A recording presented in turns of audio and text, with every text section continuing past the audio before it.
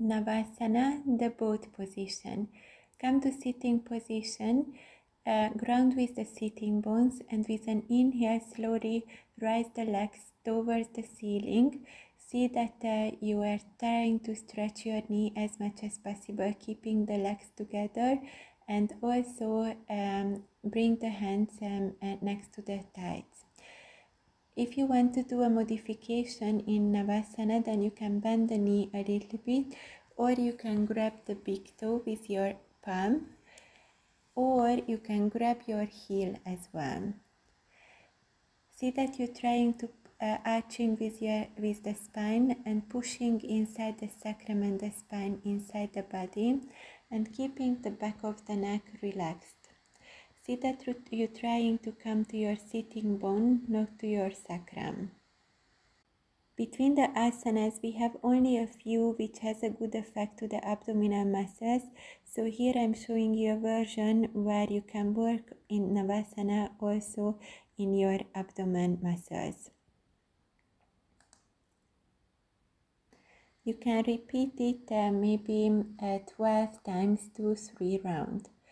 Or you can come to a lying position, and in a lying position now the weight it will be on your sacrum, and slowly stretch your legs, raise both legs and raise also the shoulders up, and see that you engaging your core and abdominal muscles.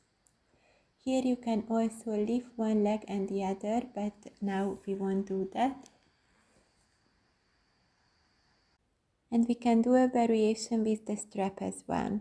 Make a loop on the strap, and after bring it to the spine which is opposite your heart, and also go inside with the ball of the feet. Push the strap with the ball of the feet. Try to stretch the legs and also arch the spine while supporting yourself with the palm, and the weight should be on the sitting bones. Just see how this version, how it's affecting your body. You can also raise the hands. From this version, you can also do one leg version variation.